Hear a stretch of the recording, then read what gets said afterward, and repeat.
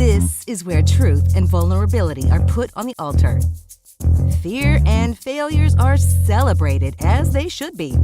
And we unapologetically peel back all the layers. Welcome to Bare Naked Radio. It's time to get raw, real, and inspired with your host, Dawn Gluskin. Hello and welcome back to another episode of Bare Naked Radio. I am your host, Dawn Gluskin, and today I'm here with an amazing, incredible human being, Marie White. Please say hello, Marie. Hello, Dawn. So nice having you here today. So Marie is the author of 7 books, including the award-winning #1 bestseller, Strength for Parents of Missing Children, Surviving Divorce, Abduction, Runaways and Foster Care. She's also a non-denominational Christian missionary, traveler, entrepreneur, and reaches over 500,000 viewers through her YouTube channel, Bible Stories for Adults. She owns Zamiz Press, a book overhaul company, and she encourages people from all walks of life experiencing a variety of struggles to know that there is hope. And that is so good. Marie, that's exactly how I see you. You're just a pillar of hope and strength, and you're out there living what it really means to be in service of others. So first, I just wanted to honor you for that. Oh, thank you. Yeah, that's just how you show up in the world. And we'll get into your story here in just a second. You know, I just want to say that every parent's worst fear, and this is coming from a mother of 2 beautiful young girls, is that something, God forbid, could ever happen to one of our children. And that fear is just so real for us, for parents. And Marie, you've lived through that pain and are still, living with it. And through that, you somehow have tapped into some sort of super strength and muster up the courage and the strength every day to share your story with the world and to give hope to others. So, thank you for that. Oh, I appreciate it. Yeah. And I know it's not easy, but it's so needed. And for the audience that's wondering, what happened, can you take us back, to that day that changed your life forever and share your story with us? Well, like you said, it's a story that I'm privileged to be able to tell, but obviously has come at a very big price. Yeah. And that is that 3.5 years ago, our toddler was abducted. Mm. There's nothing to prepare you for that. There's no way you could watch a movie and, like we all have done, and said, if that ever happened to me, this is what I would do. Nothing prepares you for the reality. Right. Because everything is moving 1,000 miles a minute. You have no clue what your body is doing, what your mind is doing, what your emotions are doing. You don't know whether to run in the street and go look for them or not leave the house because they could be returned. It's just a mix of internal screaming as you're trying to deal with this and trying to fight panic and terror. Yeah, I can only imagine. And so how did you react? Right now you're so strong and powerful and able to, you wrote a best-selling book about it and you helped so many people, but how did you work through that at the time? And what was it like in the days after, weeks after, months after? Well, I think in the very beginning, and that was something that I had to do to write the book, was I had to go back, 2 years after it had happened, kind of go back mentally and go, okay, what would I have needed to hear in the beginning? What was I going through in the beginning that I would have wanted someone to walk beside me and help me through? What would I wanted them to say? What would I wanted them to do? And one of the first things that I remember is, it's not like the movies. Mm-hmm. It's not where you fall to your knees, hands to the sky. Why is this happening, God? Like, it doesn't happen like that because there's no time to process. Yeah. You are in fight or flight mode, 100% running 1,000,000 miles a minute in your mind in that moment. Who do I call? What do I do? Do I call the police? Do I call a private detective? Like, where am I going? What's happening with the rest of my family? Because we have other children and I have a husband, and, we're still, life doesn't stop because of that. You feel like the world should stop, but it doesn't. So it's just a constant battle in your mind, and then trying to sleep at night, it's just impossible. It's just, your mind is going absolutely crazy. So that was pretty much the first couple of weeks, was just terror and adrenaline. And even it took me 3 days, and we had been foster parents for years. So we had taken in traumatized children. We should have known what trauma looked like and that we were going through trauma. Right. But when you're in it, it's hard to see it. You're just in survival mode at that point. Exactly. So 3 days into this, I finally realized the reason I could barely eat and the reason I wanted to vomit all the time is the same reason that a football player vomits before a big game or a gymnast vomits before they go, in the Olympics to perform. It's those nerves and adrenaline and cortisol. And it was okay to not be okay. Yeah. That it took 3 days to realize that tells you the state of mind that we were in. Yeah. So I gave myself permission to vomit. And once I did that, it kind of released a little bit of the stress. Yeah. And I imagine, like anything, the pain never like fully goes away, but as you find ways to cope and deal and just show up and was part of your healing process writing the book and putting yourself in a place of how can I serve and how can I help other people? Could you speak to that a little bit? When did you start writing the book and when did you know, I have to share this with other people? Well, it's kind of an interesting journey because it didn't begin obviously right away. I mean, nobody's like, oh, my child was taken yesterday. Right. Today I'm going to write a book. Right. That didn't happen. No, of course. Yeah. But it was about 3 or 4 months into it that I finally realized this might be life. Like this is the new normal for now anyway. Yes, our child could be returned at any point. They could come home. And I do believe our child will be home. But this might be the new normal for a while. And in that moment, I just kind of called out to God and said, hey, what do you want me to do with this pain? What do you want me to do with this? Obviously, you've allowed this. You could have stopped it. You didn't cause it, but you allowed it. What is it you want us to do with this? Because whatever you want us to do, we will do it so our child can come home. Yeah, that's such a great question. And anyone can relate because we all have our own version of pain and we all experience pain through life. I mean, that's just part of the human experience. And such a good question is, what do you want me to do with this pain? Because it could really overcome you and overtake you. And we all have our own, struggles that we can relate to in that regard. Or you can transmute it and you can say, what do you want me to do with this? How can I, and for you it was, how can I serve others? Which is a powerful thing that we can all take on in our lives. And you're right that everybody has a different pain. I mean, not everybody goes through the same thing, but the pain is still the same. Yeah. It doesn't matter. One pain is not bigger or better than another pain. Whatever people are going through is their big issue, is their big pain that they have to decide what to do with. Yeah. And when you were going through this, back 3.5 years ago, how were other people with you? I mean, did you feel like you were alone? I imagine like friends and family just didn't know how to, they were probably well-meaning, but didn't know how to support you. Did you find that was part of the problem too? Actually, they were really great. And we were very, very blessed to have people that really just came alongside us. I mean, of course, your fear is that people would blame you. I think that's just one tactic by the enemy is that he will just make you feel like, people are going to think, well, why weren't you watching your kid or whatever? You're like, no, it wasn't that. Like we were targeted and someone, attacked us because we were so vocal about our faith. And they really just saw us as a target and did this on purpose. And luckily, nobody thought that. Nobody thought, well, you're just a terrible parent or, because of, being a foster parent, you allowed yourself to be around other people that may have targeted you. I mean, nobody ever said that to us. Everybody just supported us the best they could. And most people said the right thing, which was just, I'm praying for you. I'm here. Anybody in any kind of trauma just needs to know they're not alone. Yeah. And to get a text from somebody in the middle of the night who says, hey, I just woke up and I had you and your child on my mind and I was praying for you. You wake up at 3 a.m. or 6 a.m. and you see that text and it just melts your heart.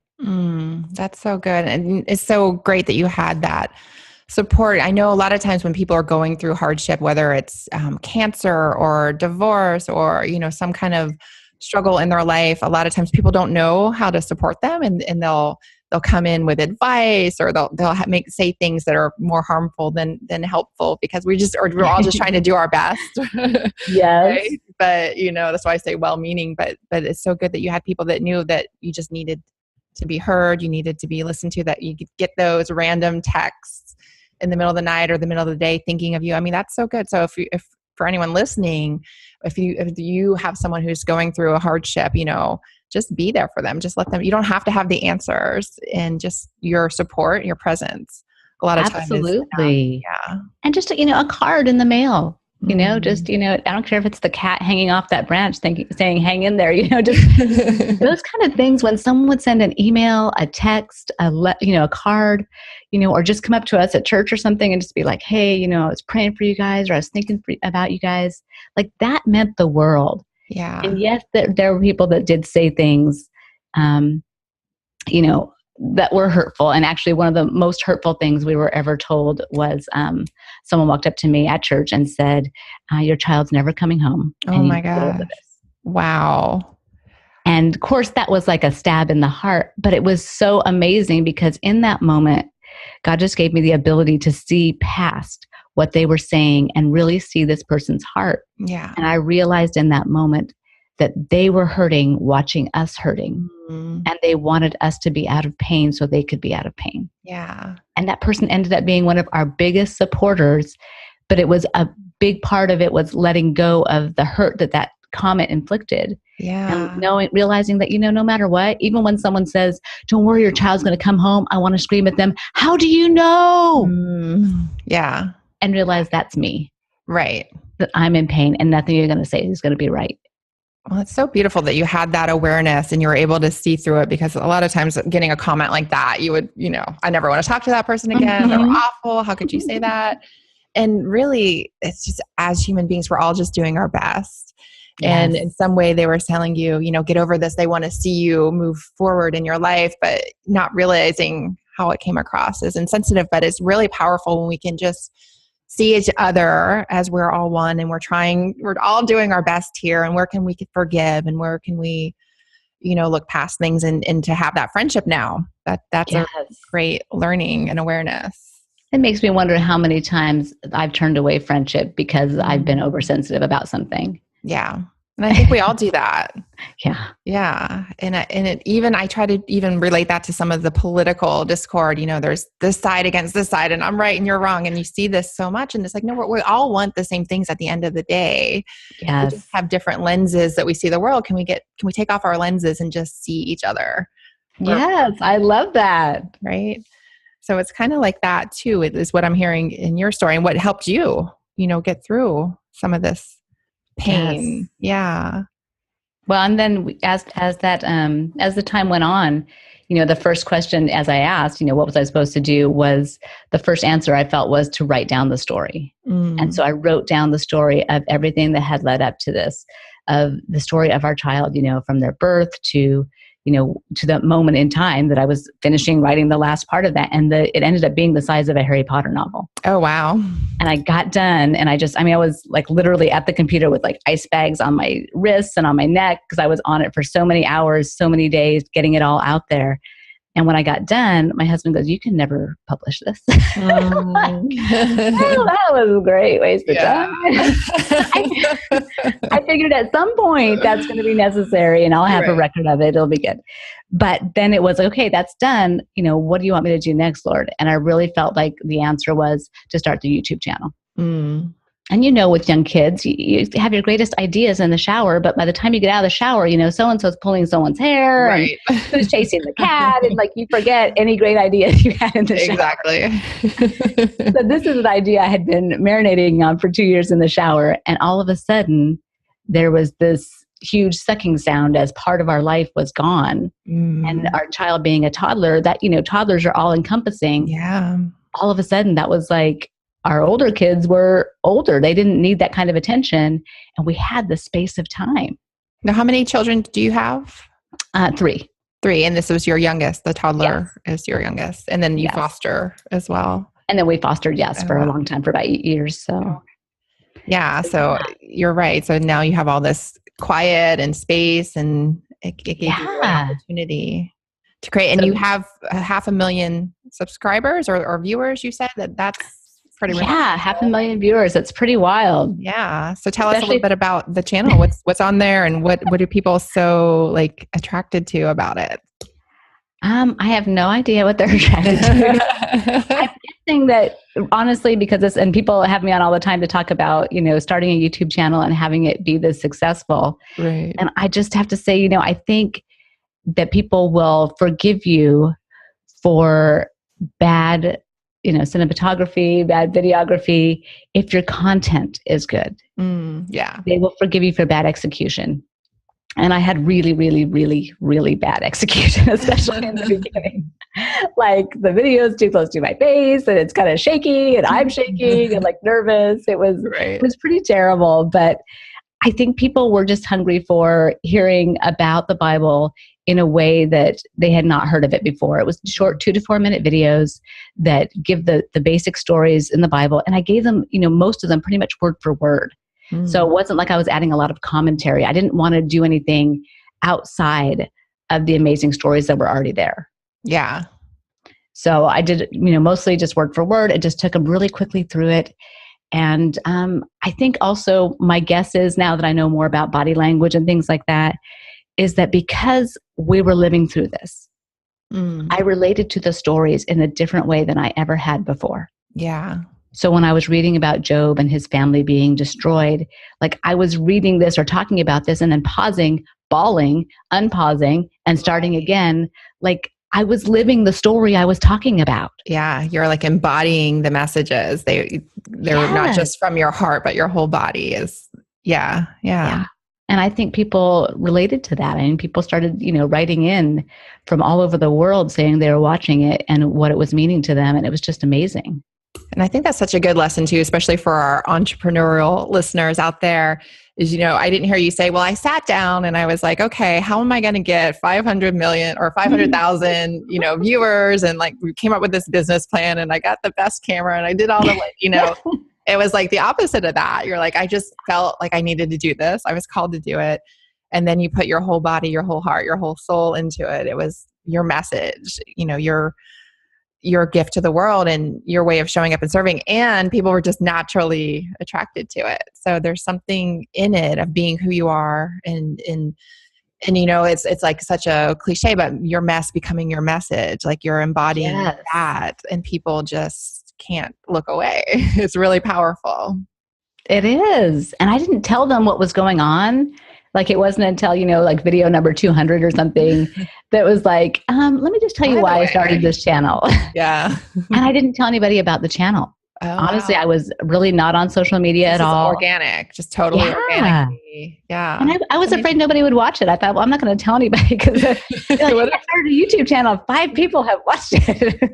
Yeah. But they like fell to your heart. Like that's what I'm seeing is just, they felt because you're putting everything into it. Like you're embodying these stories and you're feeling the emotions, and then they're feeling that and they're picking up on your pain and your healing. And we all have our version of that. So it's really powerful when we can share ourselves that way.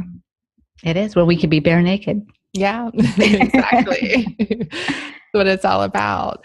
So, you mentioned that your toddler was targeted. Did you guys get like information like as part of the investigation, or how did that come to surface? I mean, that's just so crazy. It is so crazy. Yeah. I can't really go into how we know all that because it's still an ongoing investigation. Gotcha. And we have to be really careful because our child can still be hurt if we say too much. It's a fine balance, and it actually is a weird one.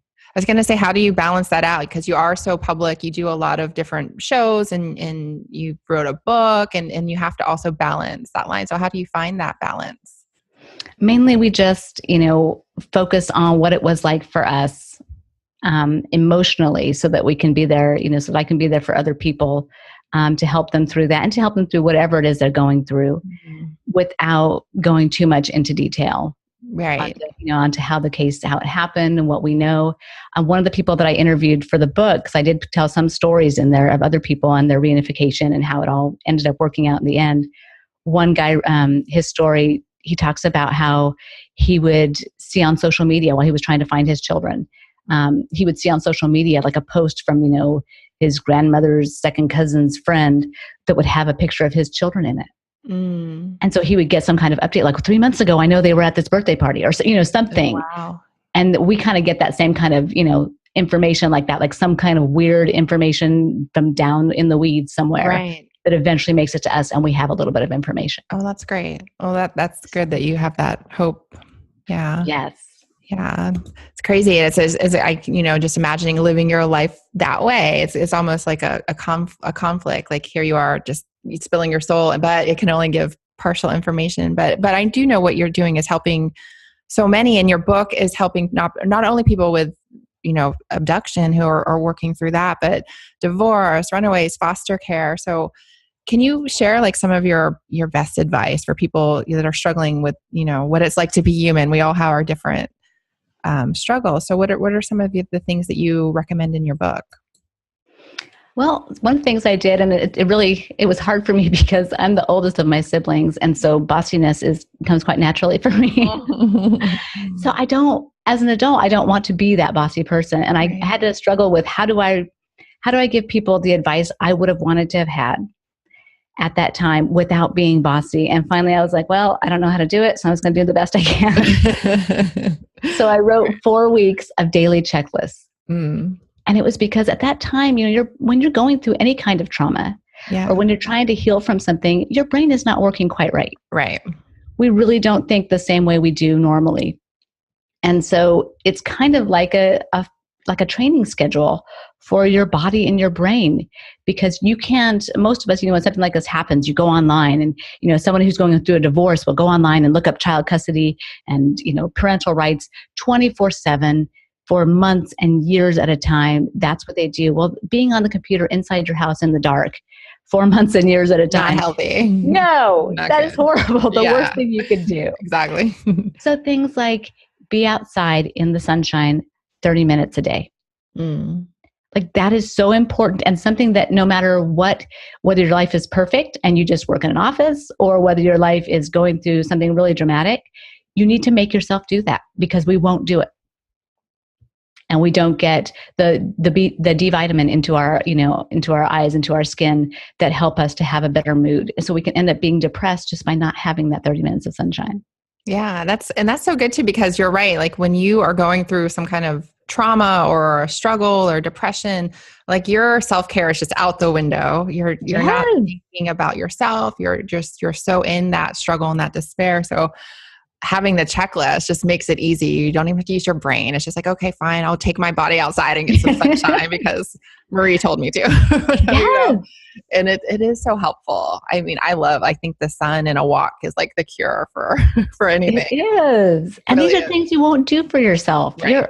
You're thinking, well, no, I've got to spend every moment, trying to find my child. Yeah, but you can't find them if eventually you're sick and depressed and, psychotic or whatever, because you've been, dealing with this so much. You have to take care of yourself, and to have someone give you permission is very helpkind Yeah. And then for you, you have your other 2 children, and, still living and showing up for them. And so you kind of had to find it, life is still going on. Life is different, and it looks different, feels different, but it's still going on. And, 3.5 years later, where are you guys at now? I mean, I'm sure you still struggle and have your good moments and bad moments, but, just for anyone else is listening that is going through something serious, or, what's the difference a few years can make in doing the work? Well, I think the biggest difference for us is that it used to be, in the beginning, every day is horrible. Every day you'd wonder, how can you take your next breath? It hurts so bad.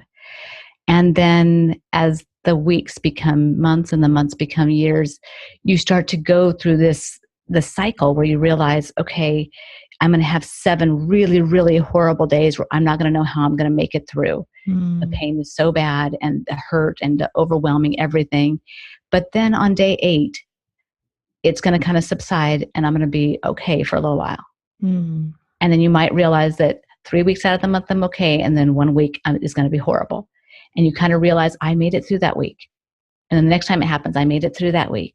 And then as it keeps going, and you're like, okay, that week became 5 days. And then that 5 days became 4. And that 4 became 3. And then it became 2. And eventually you go, okay, I've got to just make it through 2 tough days. I've done it before. I can do it again. Yeah. And then I'll be okay for a little bit. And then those days will come again. And I think the biggest thing that people ask me is, how can you laugh? How can you have joy? How can you still be okay when it's not okay? And I always tell them, you need to look at the movie The Avengers. Mm-hmm. And when they say to the Hulk, it's time to get angry. And he says, that's my secret. I'm always angry. And for us, the secret is we're always sad and on the verge of tears. Yeah.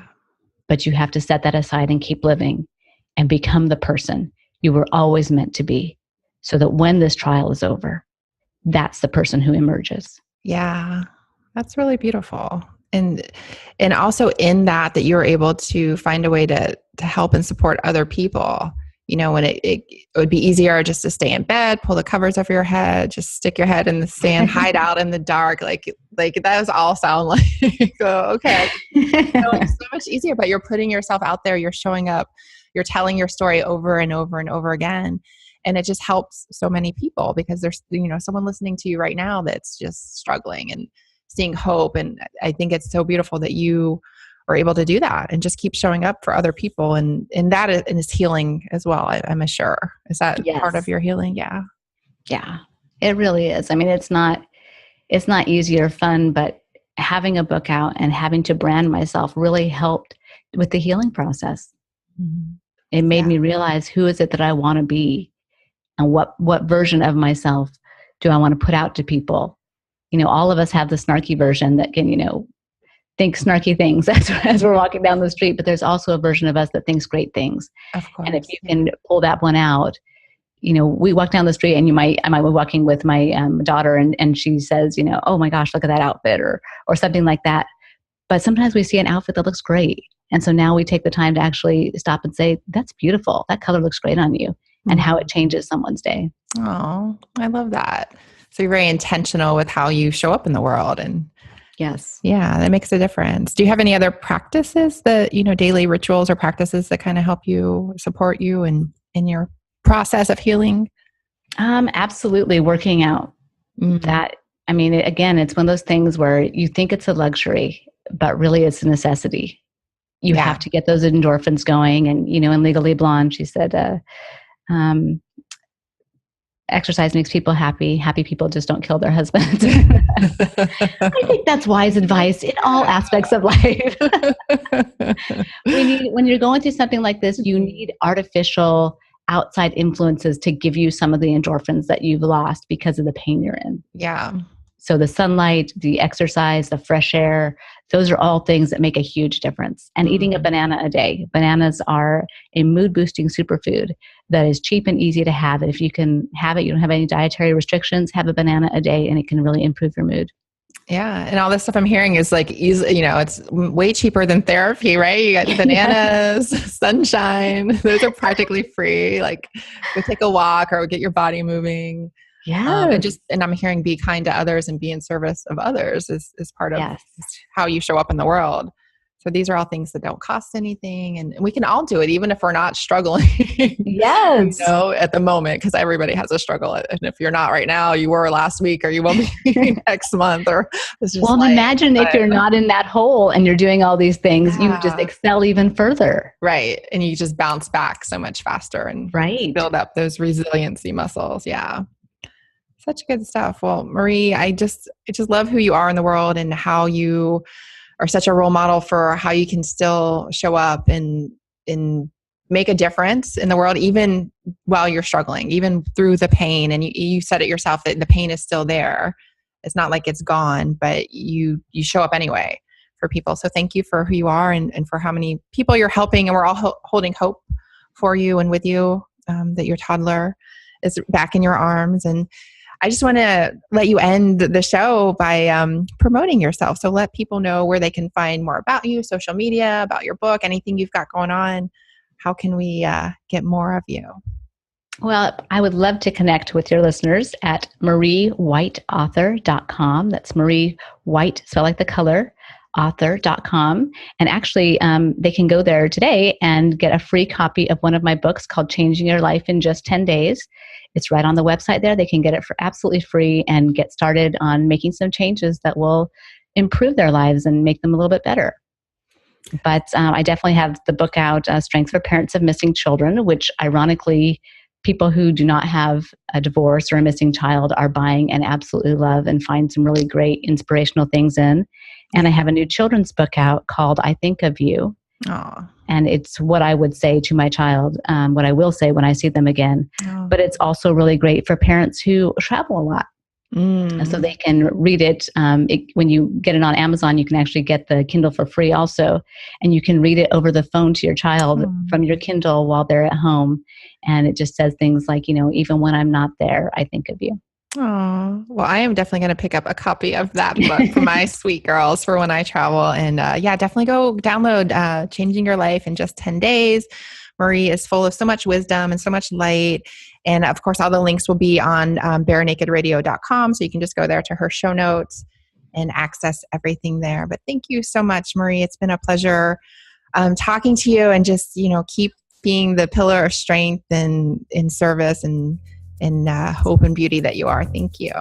Oh, thank you, Dawn. Keep up the great show. This is wonderful. Oh, thank you so much. All right, we'll talk to you soon.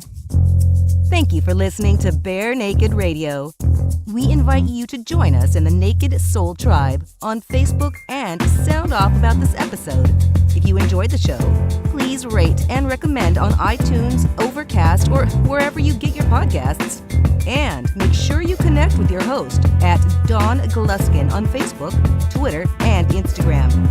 All show notes and links are accessible on barenakedradio.com.